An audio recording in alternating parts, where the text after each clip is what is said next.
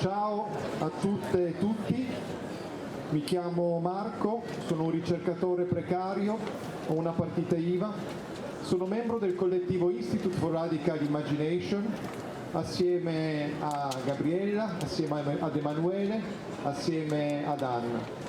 Siamo qui oggi perché il padiglione Germania ci ha commissionato un lavoro. Sono anche parte di Sale Docs e come Sale Docs da anni partecipo alle lotte che attraversano il mondo dell'arte e non solo.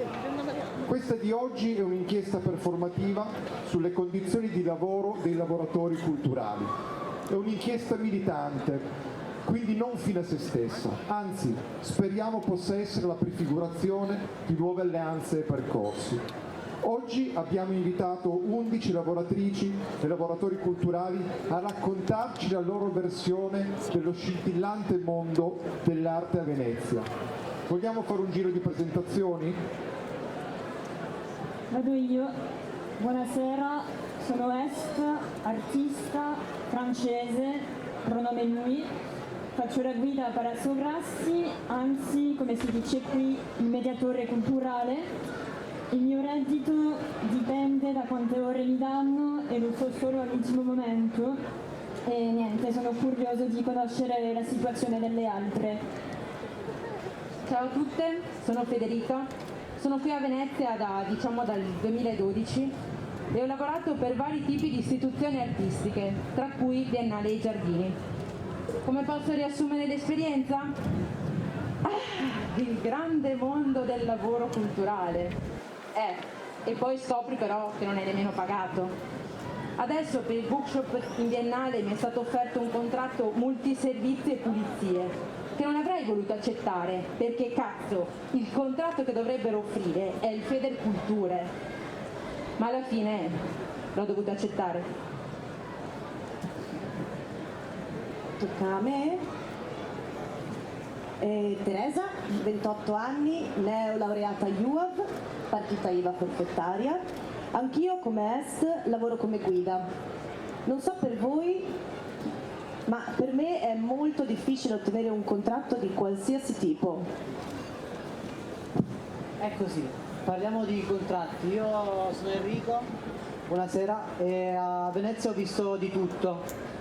Video del racconto, lavoro nero, persone costrette ad aprirsi una partita IVA per un lavoro di soli 3 mesi. Ho accettato anche lavori al buio, nel senso che il contratto lo si veniva a vedere dopo mesi in cui si era cominciato il lavoro, che è una roba, come puoi immaginare, che fa abbastanza paura. Quest'anno ho avuto la mia prima esperienza con contratto in una nota istituzione culturale privata di Venezia e quando ho aperto la busta paga ho trovato solo 5 euro all'ora. Praticamente ho scoperto che ci dichiaravano come guardiani di deposito in semplice attesa, invece che mediatori culturali. Venivamo trattate da guardia sala, ma anche da preparacaffè, da cambia carta igienica, da dare una sistemata ai bagni, da rastrello ai giardini e tutto il resto. Buonasera, sono Valentina, 24 anni, di Oristano.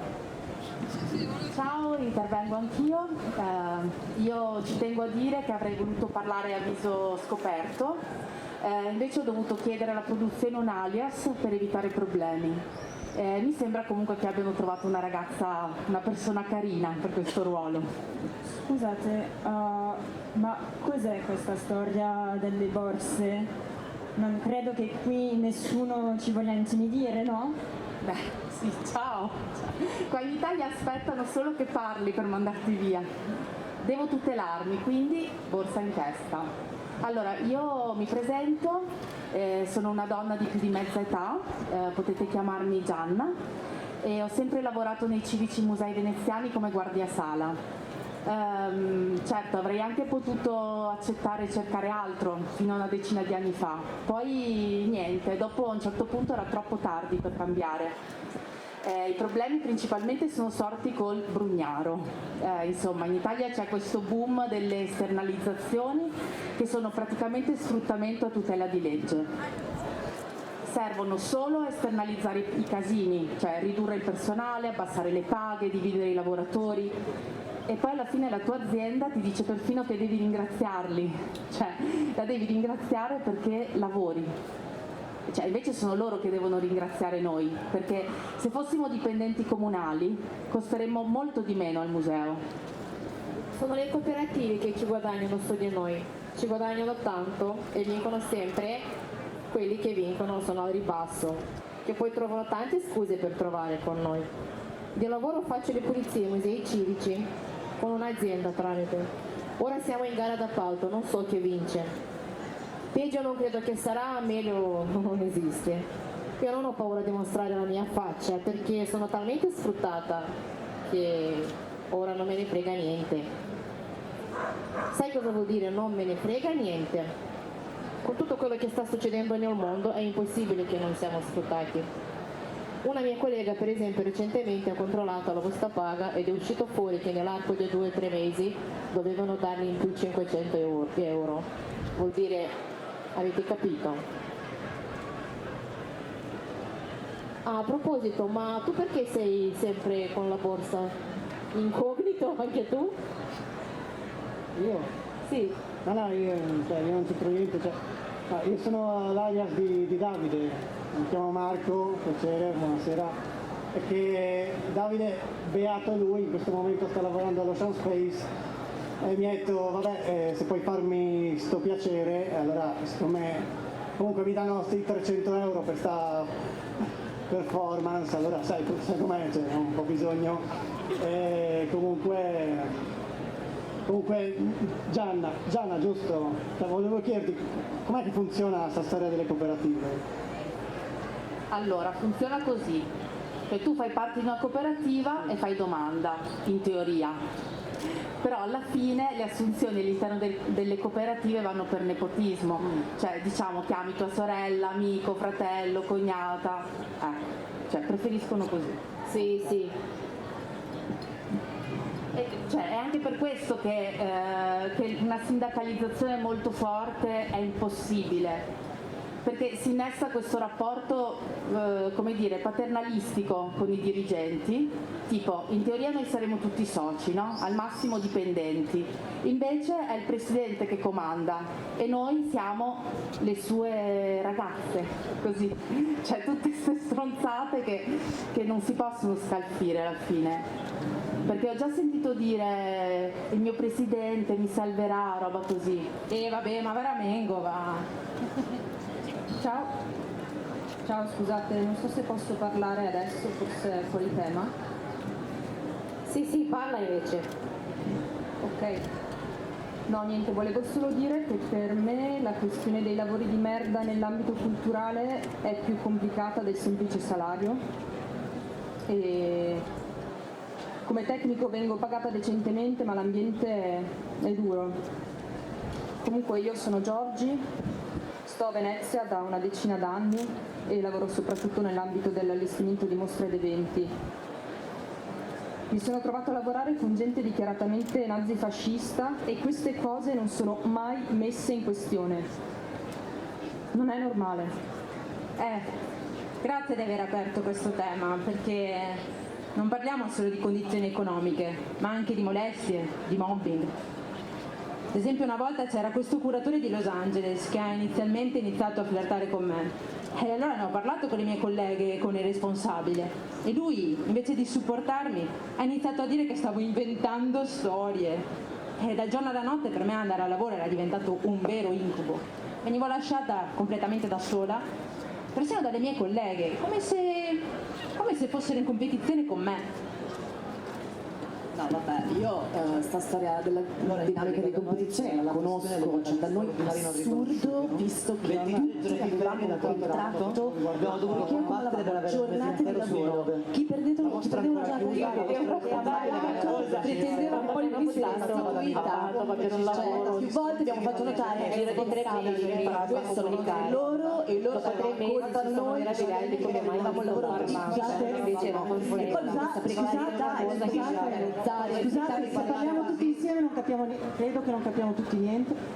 Ricominciamo un attimo il giro uno per uno, se è possibile, scusate. Io volevo dire una cosa, non so voi, ma io ho paura che la mia condizione non migliorerà mai, cioè che fra 10 anni lavorerò ancora in ritenuta d'acconto e non avrò ancora iniziato a mettere da parte una pensione. Vabbè, ciao, io alla pensione non ci penso proprio.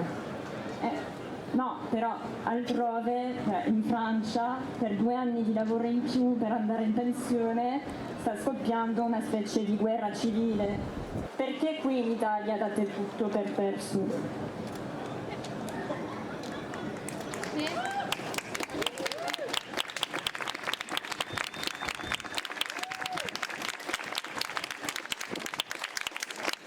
Direi che questo applauso rende l'idea. Il fatto è che quello che ci troviamo tra le mani è sempre precario.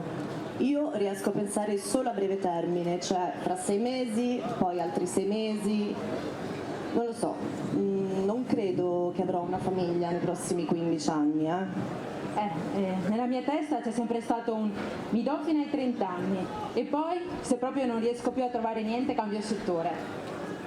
Però adesso devo iniziare a rendermi conto che sono 10 anni che lavoro in questo campo. Sì, un po' la paura è che alla fine rimanga tutto volontariato. Cioè, certo dei progetti bellissimi, meravigliosi, ma pur sempre volontariato. Cioè, no grazie, no? Ma perché continuiamo a rimanere a Venezia? No, ma infatti perché? Cioè, se Venezia non fosse così bella, no? Ce ne saremmo già andati tutti quanti. Cioè sì, ok, conosco degli irriducibili che vanno avanti anche tanti anni, no? Ma 5 anni sono già difficili da reggere. Cioè, la pazienza ha un limite. E quindi te ne andrai anche tu? Cioè, probabilmente non riuscirò a trovare qualcosa per cui vale la pena restare, diciamo così. Questa cosa mi mette un po' di ansia. Sì, vabbè, guarda che l'ansia c'è comunque ogni giorno, non è che c'è paura di perdere il treno, per esempio adesso sono in disoccupazione, no? Però mi sto buttando a botta sulla ricerca di un dottorato, nel tempo libero scrivo articoli di filosofia e arte contemporanea e di nuovo precariato, perché con 50 euro ad articolo non è che uno può mica campare. Cioè, la mia giornata tipo è studiare e avere crisi d'ansia. Sì, no, ma conta che io provo anche un senso di colpa per leggere un libro, per esempio, durante il giorno. Cioè, mi rendo conto che qui a Venezia tantissimi, o meglio, tutti, hanno queste ansie, tipo oggi così, domani boh. Sì, ma è che il tempo libero del disoccupato è un tempo d'ansia. Cioè, sai che devi investire su di te, ma non è detto che poi funzionerà. E poi quando tornerai a lavorare non avrai più tempo né da investire su di te né per fare vacanza. Quindi ma quando sarebbe il tempo del tempo libero? Il tempo libero si cerca di metterlo a frutto per pagare l'affitto. A proposito, voi quanto pagate di affitto?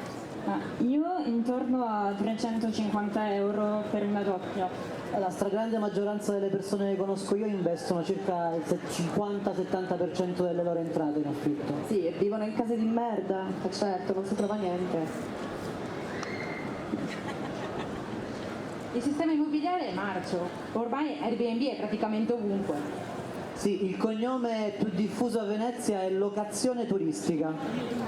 Sì, dai, infatti facciamo uno sondaggino. Quanti qui tra di noi ha casa sua proprio? Con che soldi? Figurati. Magari.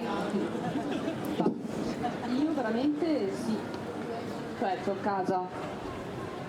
Sai, una serie di buoni allineamenti, tipo banca che sta crollando, soldi che devono essere spostati velocemente, botta di culo, c'è una casa in vendita e puff comprata. Comunque la condivido da sempre con amici e adesso con la mia partner, una ricercatrice. Ciao a tutte e tutti, scusate se intervengo tardi ma non volevo interrompere il flusso, comunque sono Emanuele, un quarantenne nato e cresciuto qua e direi che con Gianna siamo i soli veneziani del gruppo, giusto? Ciao, ma parte sì. Comunque faccio il tecnico dello spettacolo, sto lavorando anche in questo momento, infatti il personaggio che parla al mio posto è un alias. In quanto tecnico riesco ad avere un reddito più che dignitoso e quindi sono anche riuscito ad accendere un mutuo a Venezia che appunto a Venezia è molto più basso del costo di un affitto. La mia compagna è una cognitaria, una ricercatrice, quindi siamo praticamente una coppia mista tra la classe operaia dello show business e una ricercatrice.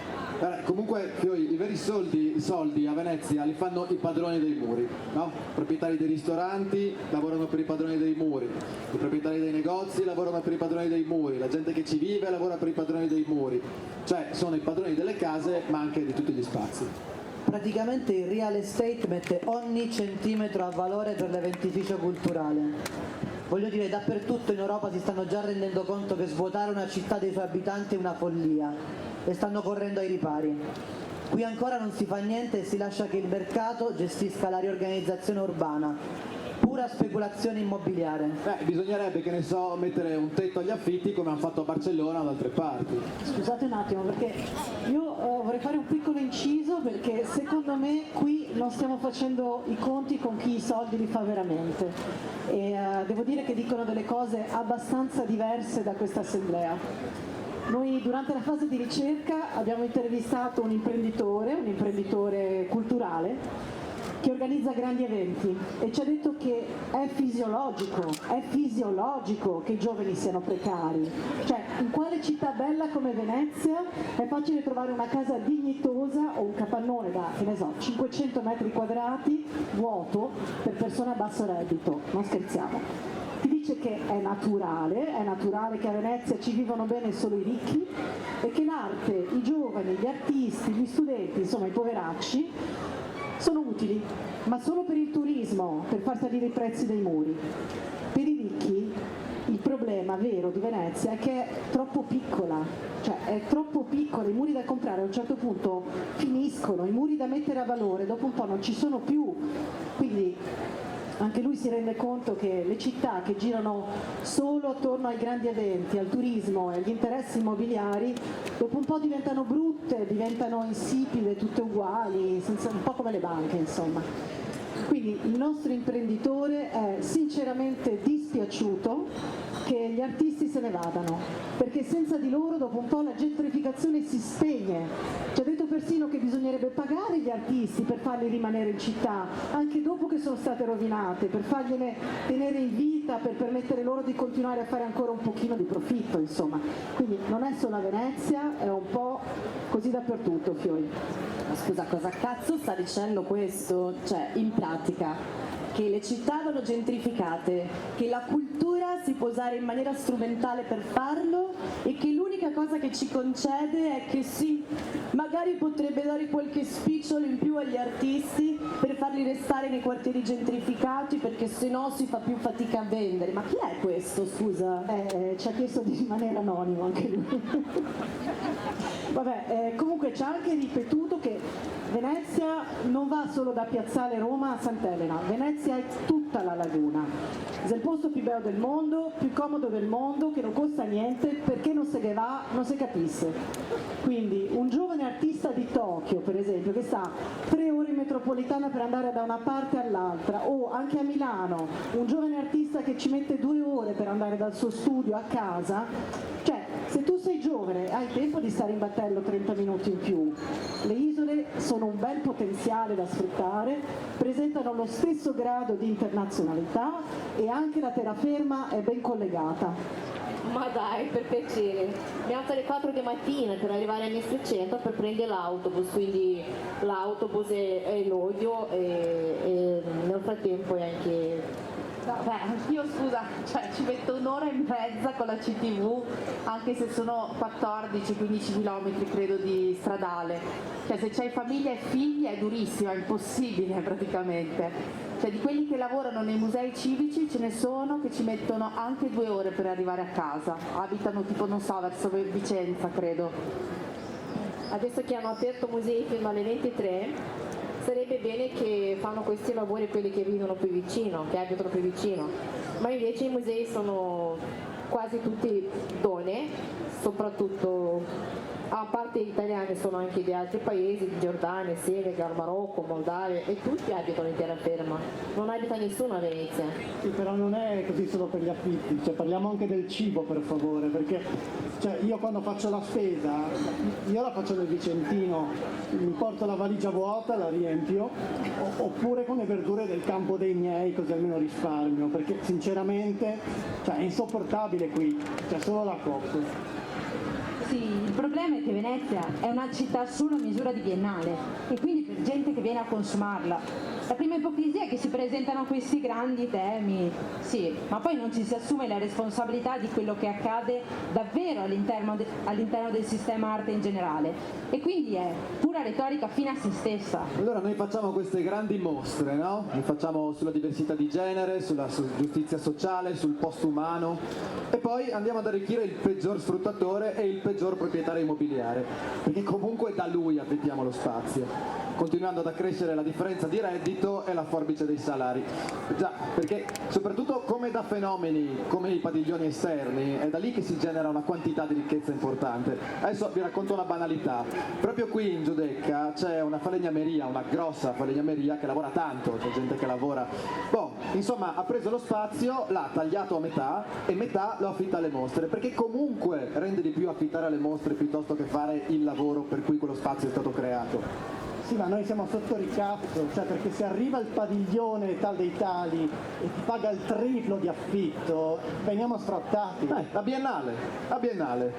Biennale è la grande fabbrica intorno a cui gira tutto l'indotto, è la Fiat di Venezia. E vada bene, non dico la Fiat a caso, dico la Fiat e non la Olivetti, perché non è una fabbrica buona la Biennale, nel senso che cattura tantissimi giovani e offre lavori assolutamente sottopagati. Quasi nessuno dei ragazzi è in grado di tenere duro per 10 o 15 anni, magari anche facendo turni in ristorante. Forse solo quelli che non avrebbero bisogno di lavorare davvero ce la fanno. È la perpetuazione di un sistema classista. Mi sa che la Biennale sta diventando il sistema mostro che fa tutti quanti molta paura. No, infatti la mia sensazione è davvero che non cambia niente, cioè Venezia come una persona, scusate la metafora letteraria, ma una persona drogata, una città drogata, ma di una droga che la sta facendo morire.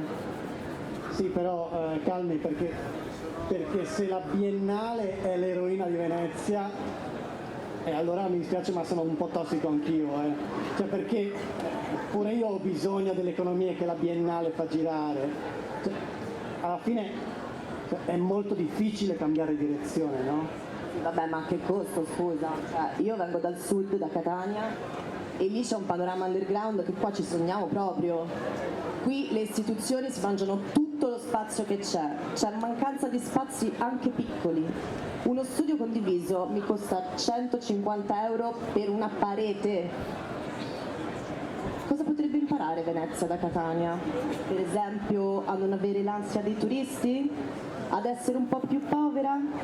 Venezia, che si impoverisca un po' sta città, no? Tanti dicono che Venezia vive di turismo, Venezia muore di turismo, non è che vive di turismo. Vabbè, a chi magari è nato qui, io direi che in 5 generazioni siete arrivati a riempire questa città di stronzate. Così l'avete trattato questo posto in questi anni. Perché io quando sento dei biglietti per entrare, dei tornelli, cioè ogni volta che sto a Rialto una parte di me mi dice questa è Disneyland. Quest'idea di entrare in città pagando il biglietto con i tornelli è simbolicamente troppo sbagliata. C'è un totale sfruttamento della città da tutte le parti. Sì, vabbè, calma un attimo, non è che se sei veneziano sei d'accordo con quello che succede a Venezia. Oh. No, infatti vorrei precisare, non è che tutti i veneziani sono amici di Brugnaro, Ma sì, cioè è vero, perché prendiamo per esempio il comitato non grandi navi, cioè, è fatto proprio da residenti contro il turismo di massa. Cioè, Marianna, Prima di tutto scusate, non sta ridere, dimmi cosa ne pensi. Prima di tutto è colpa del sindaco, no? E tutti quelli che stanno intorno a lui, mano smana lavat, no? I politici. Questi prendono il grosso, poi agli altri rimangono le briciole. Ovviamente, non so voi, ma io penso che i colombi a Venezia hanno più briciole che me, o no? Io credo che paradossalmente la gran parte di quelle persone che accumulano ricchezza estraendola da Venezia non stanno nemmeno qui. Vengono, fanno l'evento, postano la foto e se ne vanno. A me dispiace ripeterlo, però Venezia morirà, cioè sicuramente morirà di turismo mortale. O forse sarà semplicemente sommerso dalle acque meno di 40 anni. Ma no, adesso non ci sono più le navi in laguna. Poi Enrico, guarda che le navi non passano più, Perché? Perché il comitato ha lottato per 11 anni perché fossero espulse da Venezia. Adesso ne vogliono pure far tornare in laguna, comunque. Sì, mi sa che non hai capito la battuta. Comunque. No, però loro sì, mi sa, invece. Bravo. Scusate, no, applaudite. Scusate, ma seriamente, secondo voi Venezia sopravviverà al cambiamento climatico? Ma ti rispondo io. Allora, la risposta è ni. Cioè sì, però ni, perché nel senso, se mi chiedi se le pietre di Venezia sopravviveranno al cambiamento climatico, sì, perché faranno qualsiasi cosa per salvarle, ci metteranno sopra, non so, una cupola tipo Nathan Never, o non lo so, faranno galleggiare nell'aria le pietre, in qualche modo la salveranno. Se mi chiedi se Venezia come tessuto sociale resisterà, sopravviverà al cambiamento climatico, sinceramente credo di no. Io sono una che sempre penso positivo, ma solo se la Russia non butta qualche bomba atomica. Faranno come a Giacarta, forse una capitale che è stata spostata per inondazione e una bella Island di fianco. Venezia si spopolerà, sarà apocalittico, l'abbiamo già visto con la combo Covid più acqua alta, panico totale, nessuno ci voleva più venire. Piazze deserte, albergatori che chiudono, non lo so, sarà un abbandono totale. Gli umani se ne andranno, resteranno i cefali e i ratti. Sì, siamo gli ultimi a vivere a Venezia così. Venezia sarà finalmente un posto fuori moda, come una nuova Atlantide, tutti al secondo piano, tutti con la barca. Sarebbe veramente una bella lezione.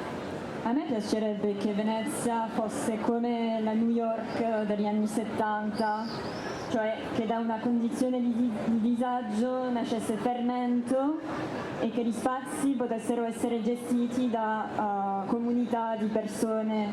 Allora potremmo davvero esplorare il Lido e altre isole. Ovviamente dovremmo imparare tutte a vogare.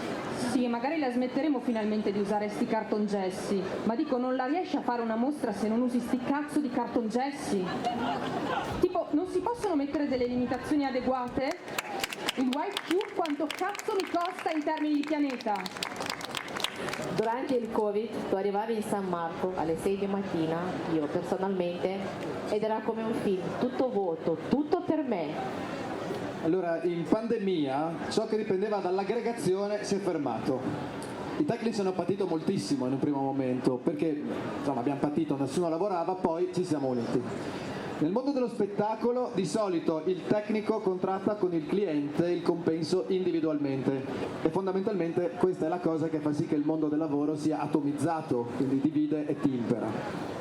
In pandemia, invece, per un attimo ci siamo trovati tutti nella condizione di non avere ingaggi per molto tempo, tutti insieme, per la prima volta tutti.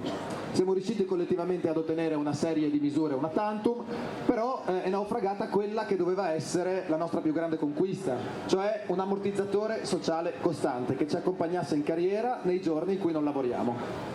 Un ammortizzatore costante e generale per tutti e tutte, quindi per le partite IVA, per chi lavora sotto scrittura e per chi lavora in cooperativa, come me per esempio. Oggi invece la disoccupazione la può chiedere una sola figura, ovvero il tecnico dello spettacolo associato alle cooperative nel nord Italia, punto, solo quello. Fuori dalle grandi città del nord Italia è il Far West e purtroppo sono cambiati i rapporti di forza.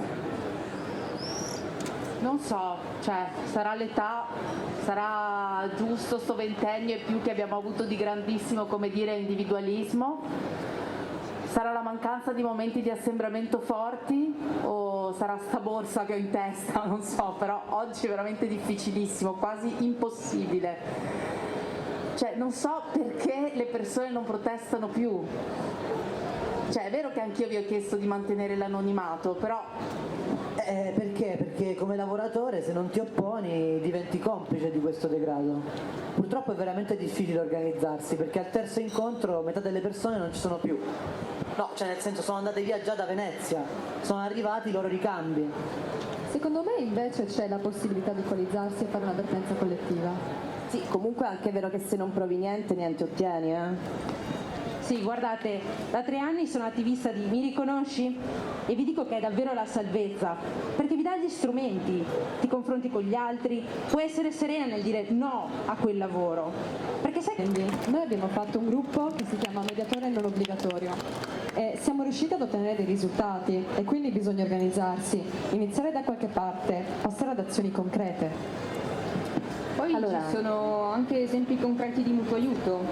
Per esempio nella mia comunità ci aiutiamo tra di noi se uno deve affrontare delle spese, ma se siamo tutti in precariato si fa più fatica a aiutarsi, no?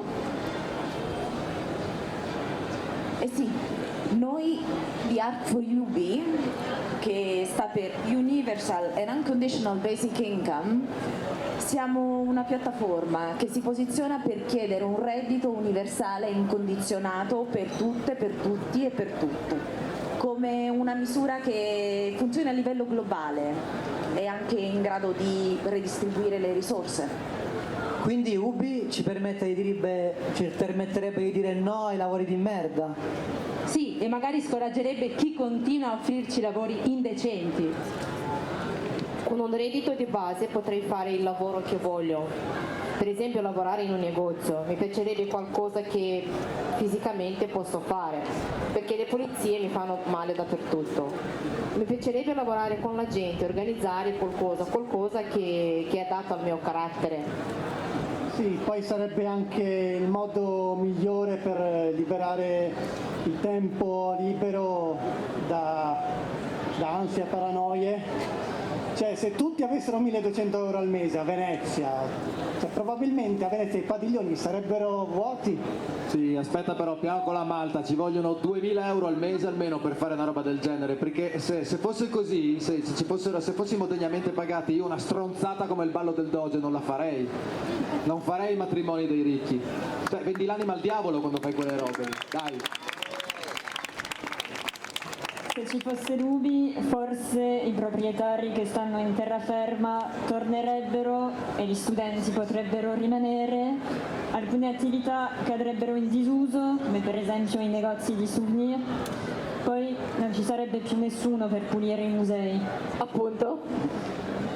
Sì, è vero, questa città potrebbe diventare di nuovo una città, ricostituire un tessuto sociale. Si abbasserebbe un po' l'hype, diciamo. Sul reddito di base però vedo molto facile che il mercato si adatti immediatamente. Più soldi per tutti, affitti che sfiziano alle stelle, servizi che costano di più. Stavo leggendo del reddito sui servizi, come si chiama? UBS. Sì, in ambito internazionale le campagne per il reddito di base spesso proprio si affiancano a quelle per l'universalità dell'UBS e quindi per proteggere salute, istruzione e casa. Sì, però ecco, non puoi permetterti di non lottare per il lavoro, però. No, c'è. Il salario minimo lo vogliamo tutti comunque. Per esempio, prima di iniziare a produrre questa performance ci siamo informati e abbiamo scoperto che il padiglione tedesco applica la legge tedesca e quindi il salario minimo a 12 euro. Addirittura sembra che ci sia un disegno di legge per obbligare il salario minimo in tutta Europa. Forse per esempio dovremmo cominciare ad aggregarci a questa vertenza. Io sono super a favore, dobbiamo difendere lo Stato sociale e a quello aggiungere il salario minimo. Sì, ma prima di tutto dobbiamo organizzarci dal basso, per esempio creare più momenti come questo, parlarci direttamente, anche dopo la performance. Una performance può immaginare, forse può prefigurare, di certo materializza una presenza che non possiamo e non vogliamo regalare alla Biennale di turno, che non può, cioè, colmare l'assenza di movimento. Come ha detto qualcuno, l'immaginazione è un gesto linguistico, quindi comune, il gesto di chi getta la rete sul avvenire per conoscerlo, per costruirlo, per organizzarlo con potenza. Allora muoviamoci, organizziamoci, mettiamoci a vogare tutte e tutti assieme. Chi è che ha voglia di continuare a discutere, di continuare a parlarne? Io. Ci sono. Vai Robby, vai. Allora, da qui i sottotitoli Da qui i sottotitoli terminano, finiscono e così finisce anche la performance. Abbiamo provato a lanciare un'ulteriore possibilità di discussione su questi temi. Yeah, subtitles are over now, the performance is over, and we're trying now to create an opportunity to discuss those themes. Allora con Sale Docs, Institute of Radical Imagination, Mi Riconosci e ADL vogliamo invitarvi tutte e tutti a un'assemblea sul lavoro culturale a Venezia l'8 giugno a Sale Docs. With Sale Docs, Institute of Radical Imagination, ADL and Mi Riconosci, we want to really invite you all to an assembly at Sale Docs, June the 8th. Please come, many. And that's it. Per mettere a punto temi, riflessioni e iniziare davvero a incrinare e sbullonare questo sistema violento di sfruttamento che, come abbiamo visto, pervade tutti gli ambiti delle nostre vite. Yeah, we want to discuss together the opportunities, themes, ideas, paths that we can build together to dismantle the system and maybe try to really change things for real together. Ci vediamo l'8 giugno a Sale Docs, grazie. Yay! Giulie, Sale Docs.